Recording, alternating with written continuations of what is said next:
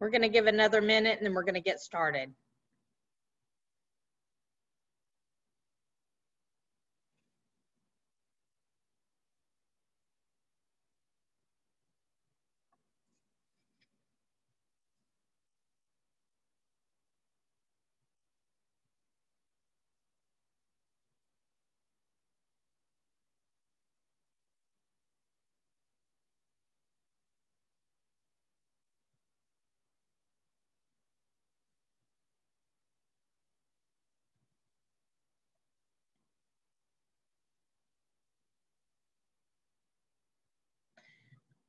Okay, let's go ahead and get started this morning.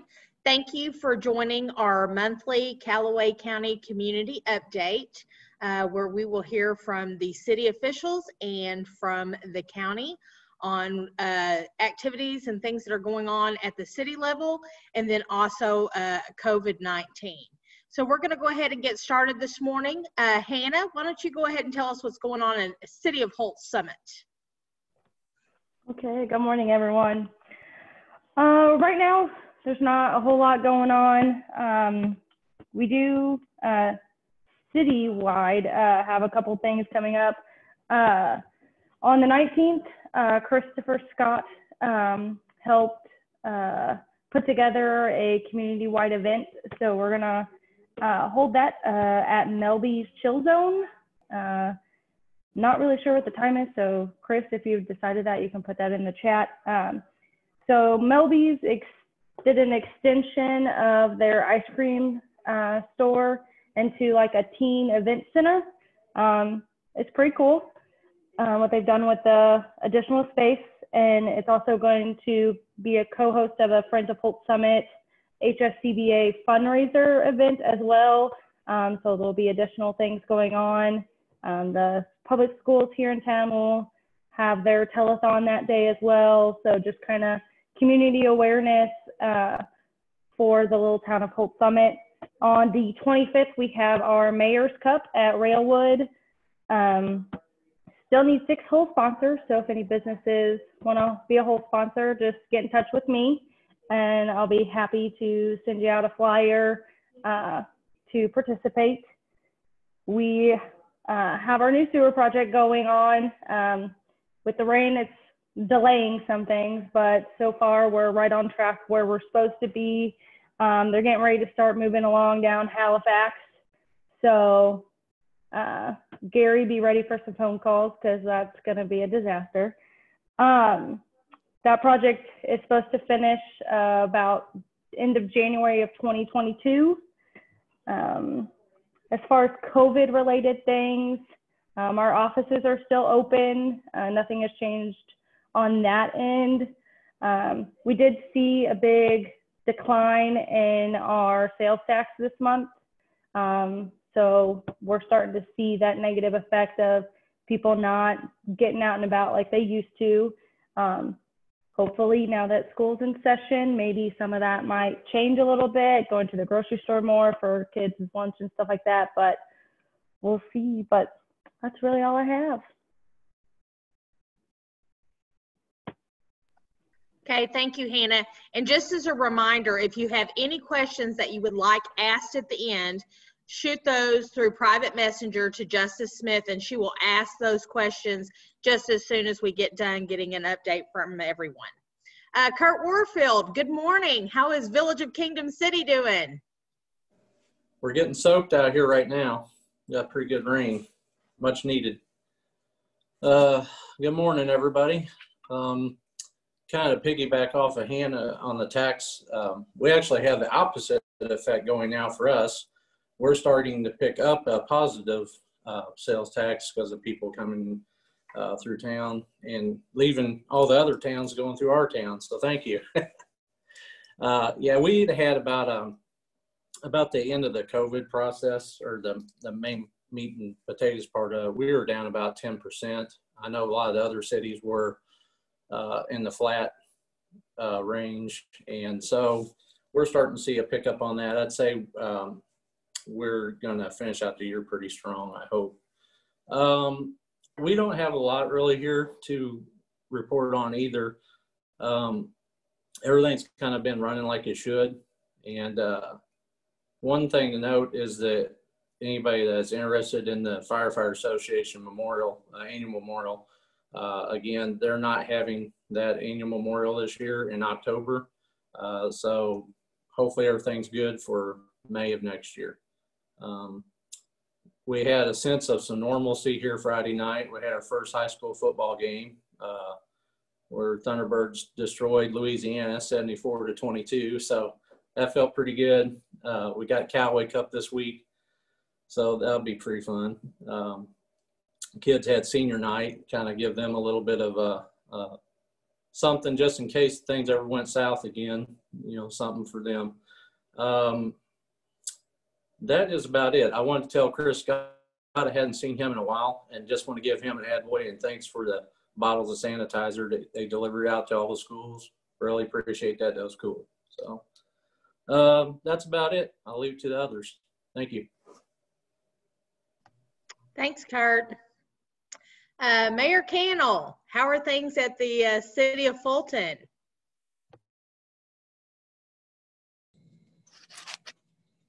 Good morning, everyone.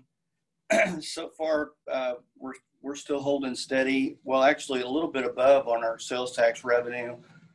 We're up 3.7% from this time last year, so we're excited about that. We are talking about fireworks again here. We of course had the fireworks war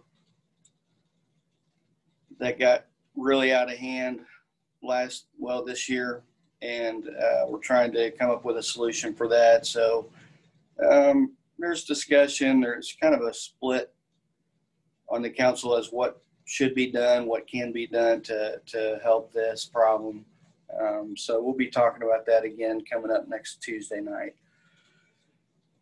On the COVID front, we've been working with the county. Appreciate Sharon giving us a little bit more information on some of the positive test results that are coming back just for Fulton. That's been helping us kind of determine where we're at, where we need to be with the mask ordinance that everybody's pushing for. Well, not everybody. Again, that's split about 50-50 as well. There's a lot of controversy over that deal. So we're not done with that. That remains to be seen what will happen on a mask ordinance. We do have one now that's ready to go should we choose to do it. The schools, I think, are going to be the determining factor here as we move forward over the next month or two. I think we're going to see some higher numbers coming in because of the kids gathering and, being all together. So hopefully, I know our colleges are doing their best to keep a handle on that, but there's only so much you can do. People are going to do what they're going to do. So we're going to be monitoring that going forward. One other thing on our health inspections, I don't know if everyone's been watching the paper, but we are going to be going to county health inspections instead of city health inspections. That's more or less to be in line with most every other municipality in Missouri. Most folks let the county take care of that. In the past, we've done it, but it's been in the works for a while that we need to turn that over to the county. So our business owners are going to be seeing different inspectors each year for their annual inspection. And I do believe there's a charge for that will be in place now as opposed to before. So I think it's $100, but still have to get a business license from the city of Fulton, but the health inspection itself will come through Gary's, the commissioners folks there at the county. So we appreciate them working with us. And on a little bit of a personal note, I don't know if y'all know where I work at, Presbyterian Manor. The nursing home has changed ownership. Well, it will be in the next 15 days. So the folks working there will all be the same people. I don't think I'm getting fired. I hope not. but be the same great care as always. The new name will be Kingdom Care Senior Living. So we're excited about that, and just wanted to throw that out there. So that's all I've got, guys.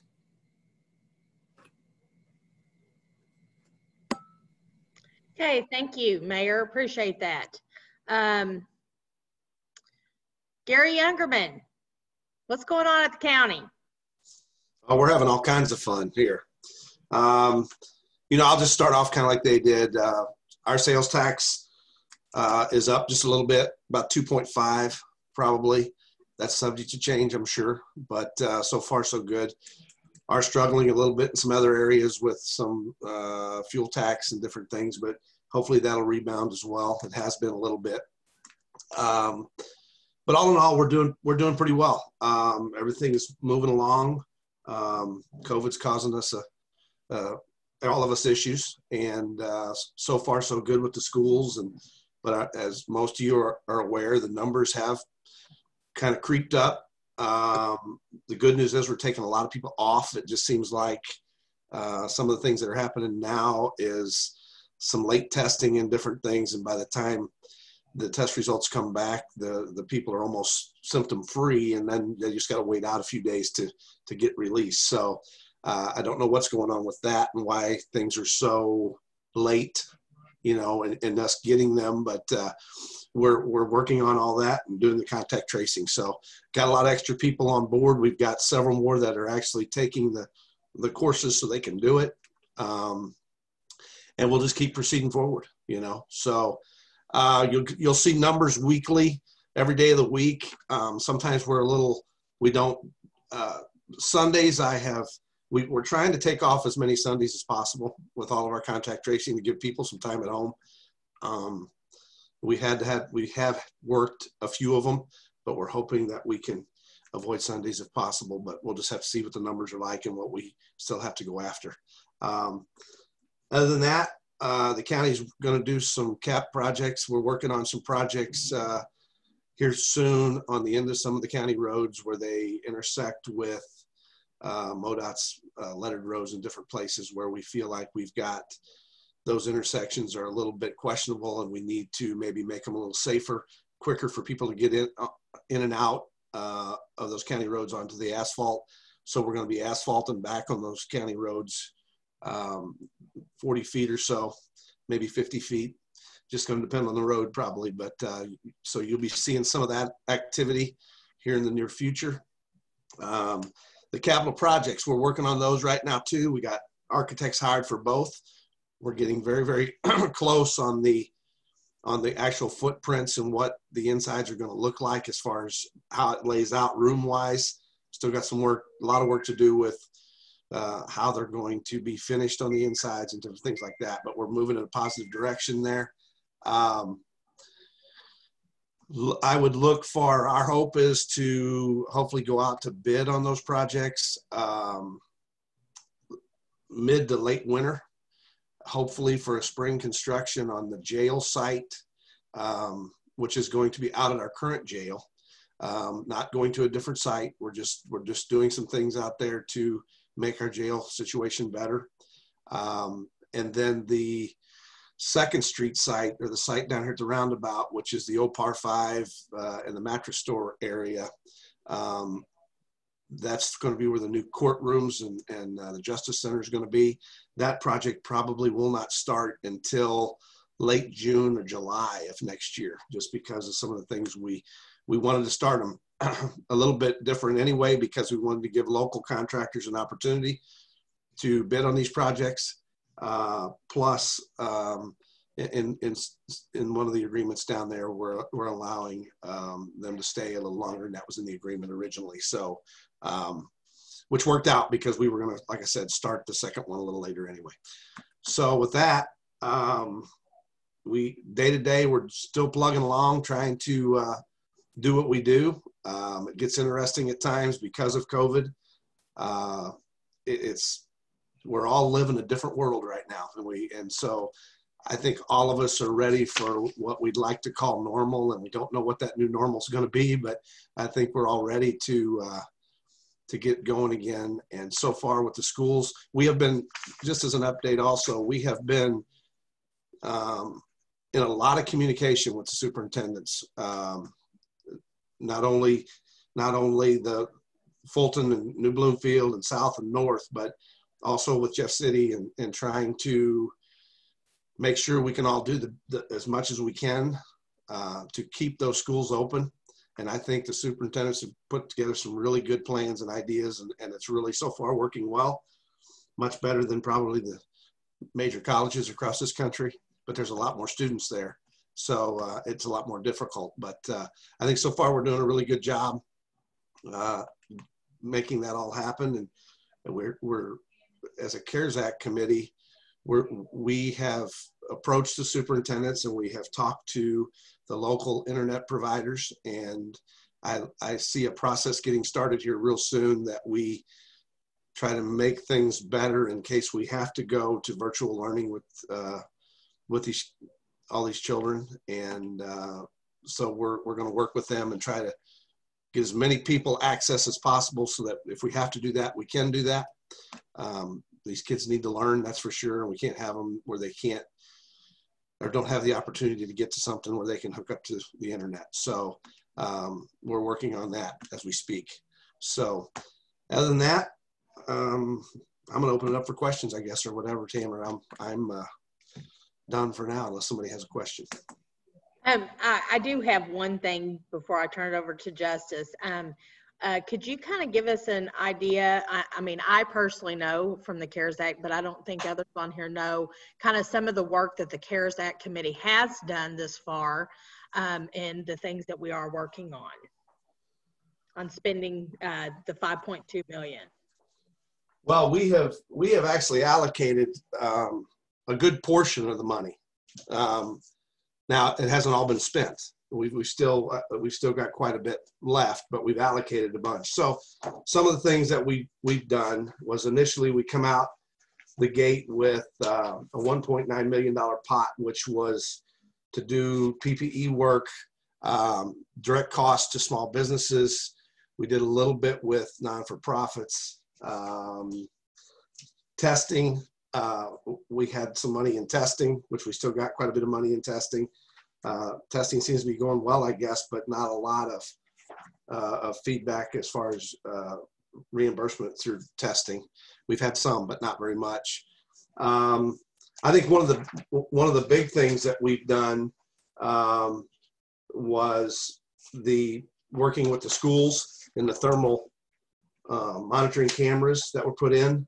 I know that Superintendent Ty Crane was on Channel 8 yesterday, and they interviewed him several times live, and he was talking about the thermal cameras and how they were working. And the superintendents, the feedback I'm getting is they really like that, the way that system gives them feedback and dealing with children that possibly have a temperature. So that's working well. The utility assistance program that we did through CMCA, that was another I think good thing. It's really been shocking to me that there's no more people than there was that actually qualified. We, as a CARES Act committee, had decided we would go upwards to $500,000 allotted for that. But to date, or at least last Tuesday, and I'll get another report today, as of last week, there was only $45,000 and some change that had been used for utility assistance. So if anybody knows anybody that is struggling and fits the criteria, or if they're struggling and they're looking for assistance, have them get with CMCA. That's my suggestion, and they'll do the best they can to try to help them out. So the one thing, the CARES Act committee will meet this week. I think it's tomorrow. It is tomorrow. We're going to meet, and we're going to have some discussions about where we're at, what we need to do. I will tell everybody, especially the small businesses that are on here, if you still are incurring daily, weekly, monthly expenses that COVID-19 is causing, please fill out the paperwork, I think you don't have to fill out, if you filled out the complete application once, you don't have to do it again. All you really need to do is, there may be 1 or 2 pages in that application you have to fill out real quick, and then attach your spreadsheet along with your receipts on your expenses there. So just know that if you've done it once, but you're still incurring some cost due to COVID-19, there's still money available to reimburse you for those expenses. Now, as most of you know, that money will be gone effective. We have to have all invoices in hand by December 30th. We can pay bills into 21, but we have to have those invoices and everything by December 30th. Now, I'm hoping for an extension. We have asked for an extension with the federal government. The state of Missouri has, so that we can make sure we can spend this money and spend it wisely. We have yet to hear if they're going to even extend it, but we're hoping they will. But we're going to, right now, we have to work under the assumption that we've only got till December 30th. The CARES Act committee will meet, like I said, on Wednesday, and we will probably be discussing how we want to move forward with some more of the money. We may look at a lot of different things. We may look at utilities and different things, but as I said, we have allocated a lot of the money, a little over about 4.5 million of it has actually been allocated, but it has not been spent. We've only spent probably in the neighborhood of a little over 2 million, probably, I'm going to say. It's actually been spent, but we've got some that will be spent here soon. We haven't paid for some of the things that are coming, like the machine that's going to make the daylight. We have, as a county, have ordered a second machine.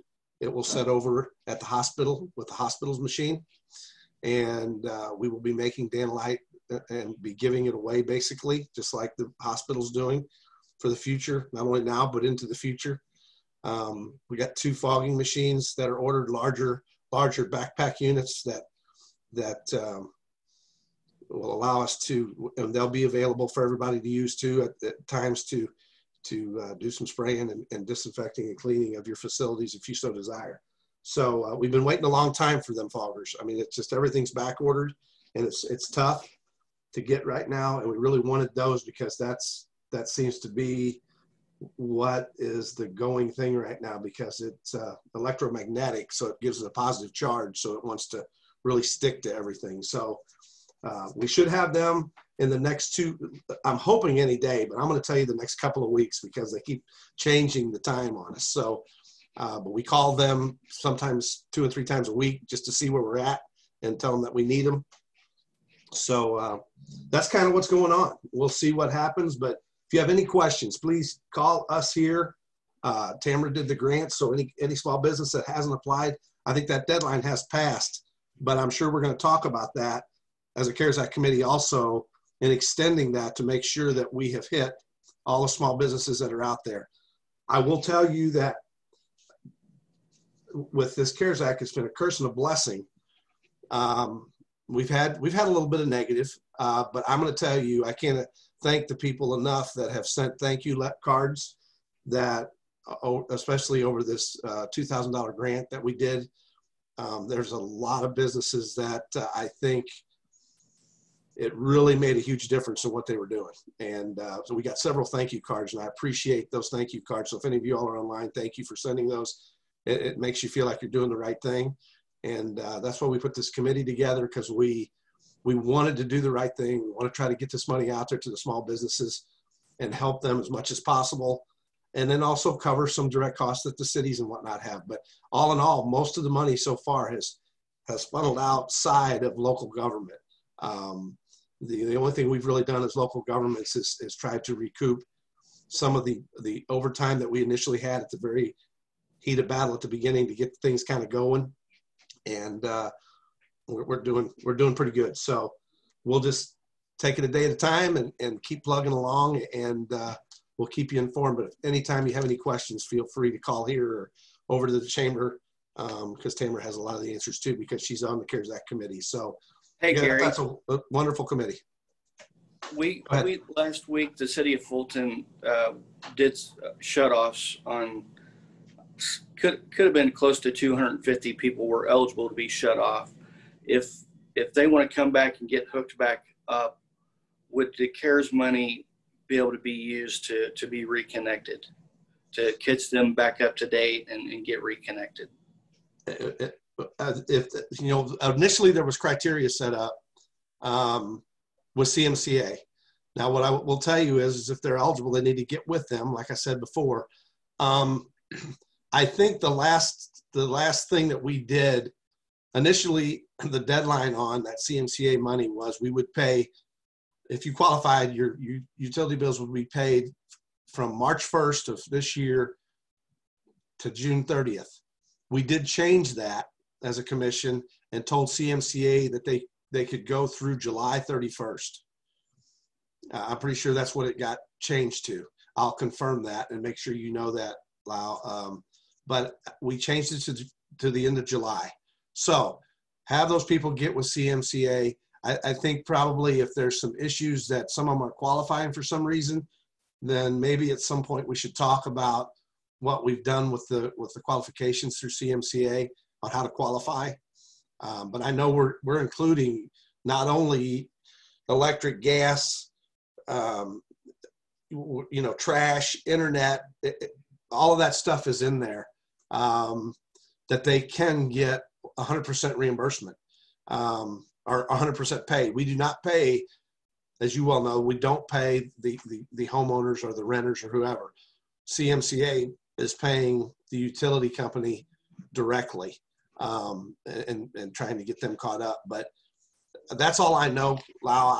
I need to get with CMCA and find out what's going on. I know, as you well know, that CMCA had their issues with COVID when no more than we got started with this program. So it set them back probably close to 3 weeks on what was going on. So they're still in the heat of battle trying to get stuff done, I guess. So if you're having issues, let me know so I can, and I'll try to get a hold of Darren and Angela over there and talk to them to see how things are going and if they still got people coming in the door or what's going on. So, but to answer your question, they're eligible. Let's try to get them all hooked back up and let's get them in touch with CMCA, or, you know, if we want to get some CMCA maybe to do a little more for them out here. I don't think they have the staff, but maybe we just need to figure out how to push them toward getting a hold of CMCA, if nothing else, calling them just to find out what they can get. Thank you, Gary. Appreciate that. Also, real quickly, the city of Fulton had a little bit of we had to do a group testing for COVID, and this happened within the last couple of days, but we got our test results back in 12 hours. So that was from the hospital. So that was pretty good. And they were all negative, by the way, too. Well, that's good news. The Fulton Medical Center has been a great partner, I know, with this testing, and you know, they're doing everything that they can do to be a part of this community. And a lot of us were at a meeting last week, as Fulton Medical Center will be changing their name soon. And so there'll be more information coming out about that, but we appreciate their partnership and we appreciate them supporting this community.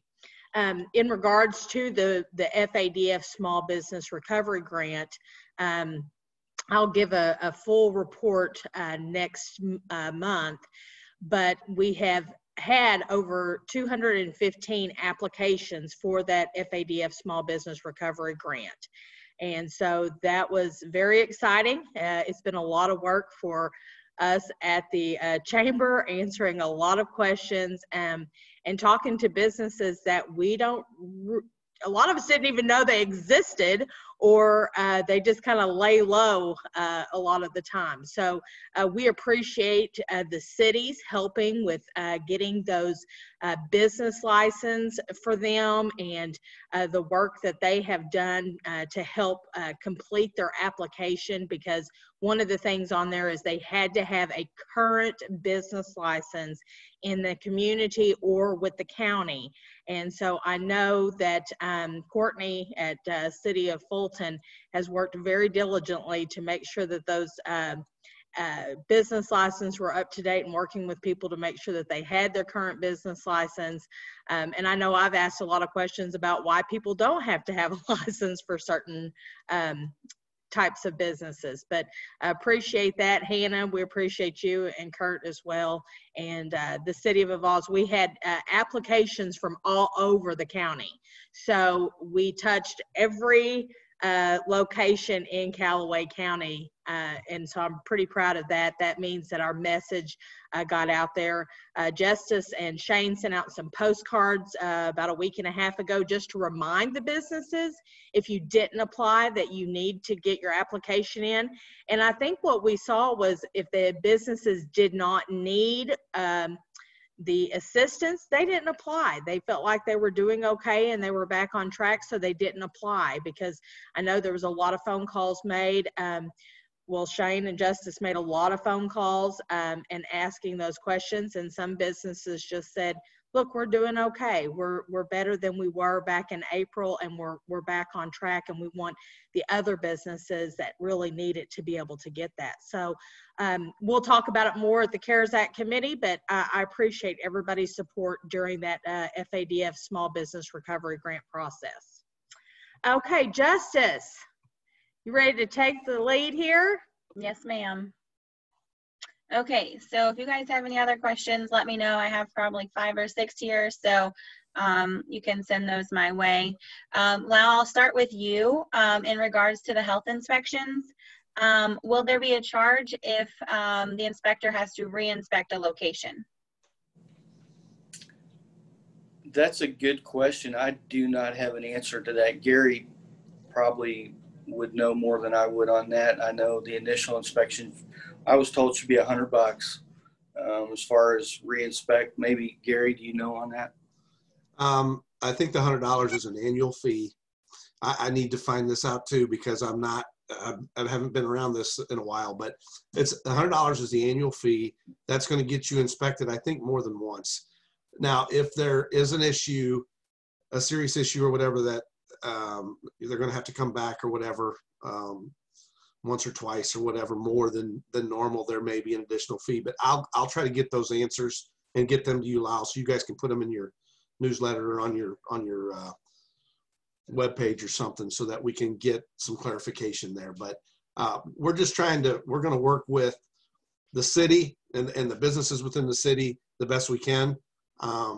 There just has to be a minor charge so that we can cover some costs, because in general, we got 2 of them that are doing that. And I forget the number of businesses in the city limits of Fulton, but it's quite a few. I know that. So it's going to really add to what we're doing and getting inspections and getting them done. So I'll get more answers, but I think that's how it works. It's a $100 annual thing. That's if you're a brick and mortar type business. If you're a more of a food truck, I guess, I think that is different, only because it's a much smaller thing to inspect and whatnot too. But I'll get Kent and Mylene and them to put together the way it works and get that to you as soon as possible.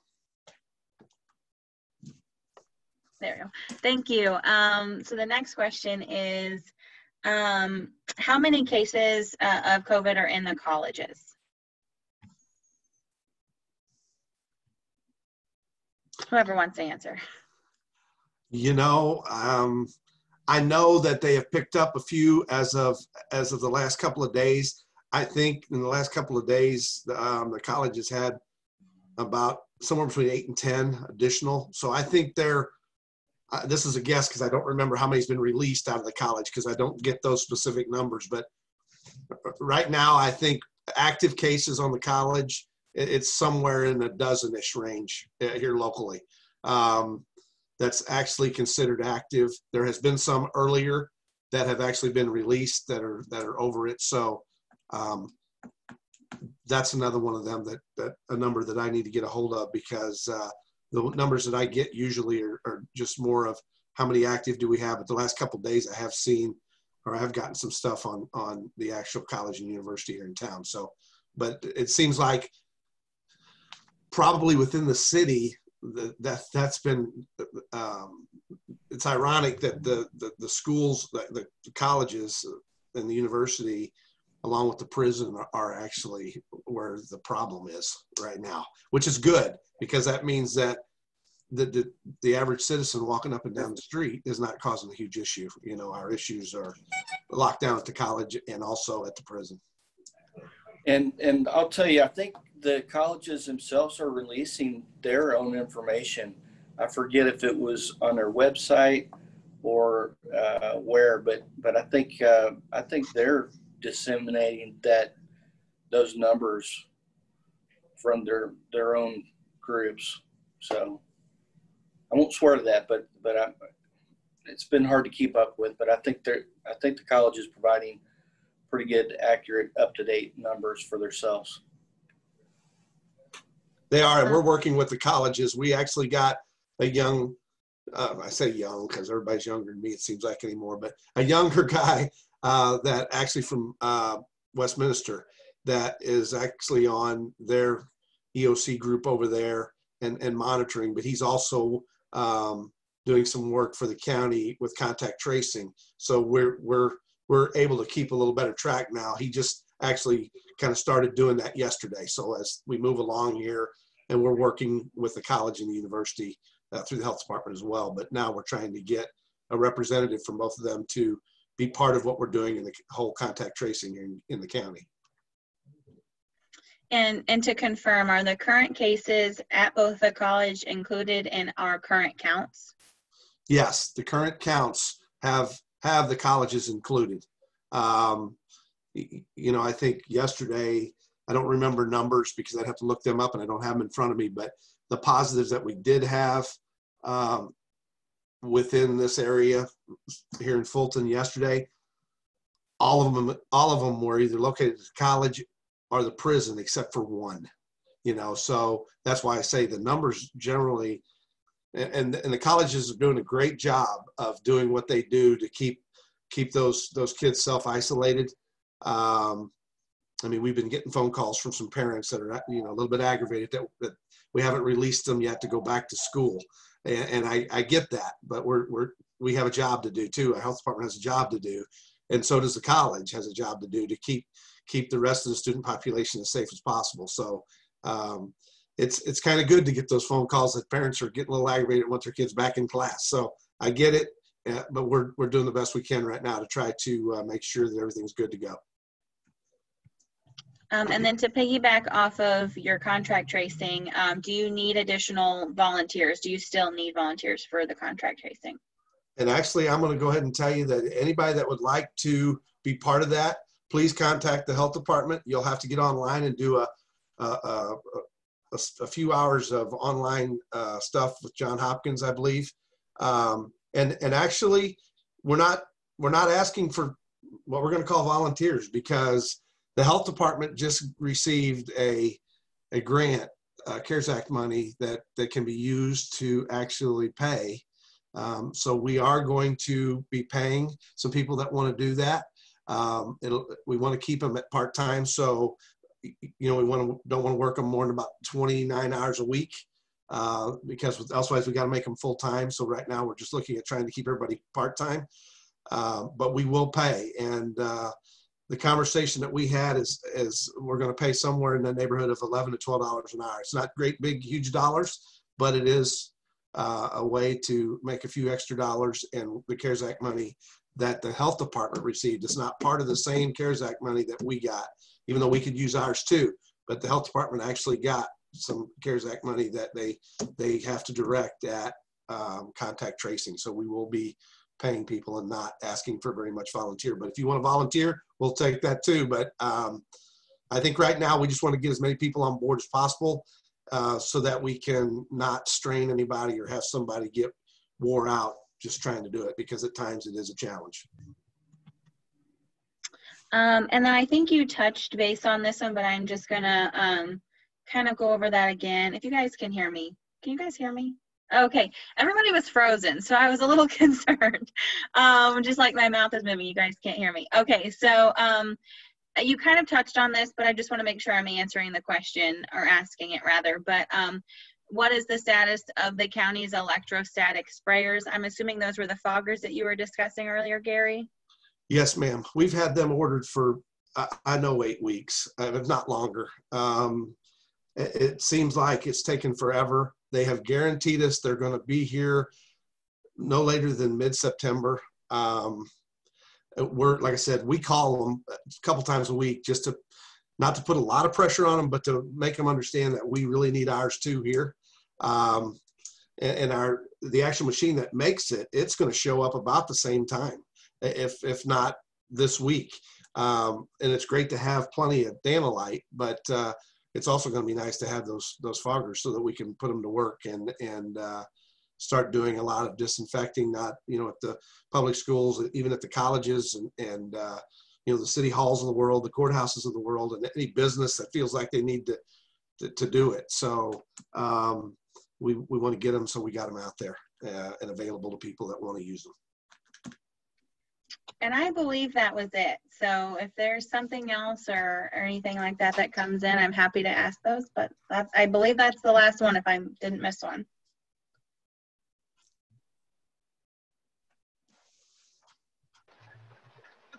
Justice? Yes, ma'am. This is Cindy. So I ordered an electrostatic fogger for errand runners. It'll be here this afternoon. I actually found it on Amazon. It's a Victory sprayer. It's exactly what the hospital, I believe, is using. It's what Danolite is distributing with the machine. Okay. The county and the hospital have been kind enough to allow us access to the Danolite at no fee to businesses. We also have a small fogger that's good, battery fogger that's good for indoor spaces. And as soon as I get off the phone here, there is a Steel representative, the chainsaw company in town. They are giving us a machine to use to test. They are working on electrostatic technology, and I've been in contact with their engineers, and once they get something put together, we will be field testing that product for them in just randomness of my day. So if any business needs that service, we are only charging our hourly rate of $35 an hour. To give you an example, I talked to someone at Backers yesterday. I've not confirmed this number with Vicki yet this morning, but that they got a bid for $70,000 to do their facility. We're not going to join that crazy bandwagon. We're just, you know, we have a number that covers our cost, and that's the number that we're going to stick with. We did fog with our small hand fogger 2 businesses yesterday. It does not take a huge amount of product. We have some on hand. So if anybody needs something, they can call my cell number directly. We're licensed, insured, bonded, and we have a very strict confidentiality agreement. So with our staff, and actually I'll be doing the spraying myself probably. So we are set up for that. And that's it. If you have any other questions, let me know how we can help. And Gary, thank you for making those arrangements for us to get that sanitizer so that we could provide those services. No problem. That's what we're trying to do, and that's why we're getting the one to make more, so that, because I'm sure people are going to want to keep, when COVID kind of gets a little less whatever here, I'm sure people are still going to want to try to stay on top of the sanitation process so that we can avoid as much as possible. Yeah. Hey, Cindy, Thank you for what you're doing. Cindy, can you send me some information and our Justice about your services with errand runners so that we can make sure we get that out to the businesses? I will do that. As soon as I get out of this meeting with Steel this morning, then I will start working something up. I don't have anything good put together. I was kind of waiting on the machine to show up so I knew a little more about it. We're going to do a test run tomorrow at a facility here in town so that we have a better idea of how long it takes and how much chemical it's going to use and that sort of thing. Okay. Thank you much. We appreciate you and everything that you're doing. And that's very cool that you're going to be test marketing a potentially new product with Steel. Way to go. Yeah, well, let me tell you guys how that quickly. I called Dollar General to see what equipment they were using, and they sent me to Westlakes. And when I went to buy what they had told me was electrostatic and what the kid at Westlakes told me was electrostatic, I was fairly sure that they were wrong. And that's how I ended up on phone with the engineers. And they did confirm that at this point, Steel does not have any electrostatic technology in any of their products. So we've got 3 engineers, one here in Southern Missouri, one in Texas, and one in Germany. Each one is developing a product that'll be battery powered, and then they will come together into one model. So they do have a really fine mist sprayer. I think it'll give you good coverage, but it is not electrostatic. Very cool. Thank you for your work. We appreciate it. The way to put Callaway County on the map. Okay, Justice, you have no further questions. All right, well, we really appreciate everybody joining us today for our Callaway County Community Update. We'll have our next one on October 6th is what it looks like, if I'm saying it correctly. So Tuesday, October 6th. All righty. Thank you very much. We appreciate you and have a great day. Thanks.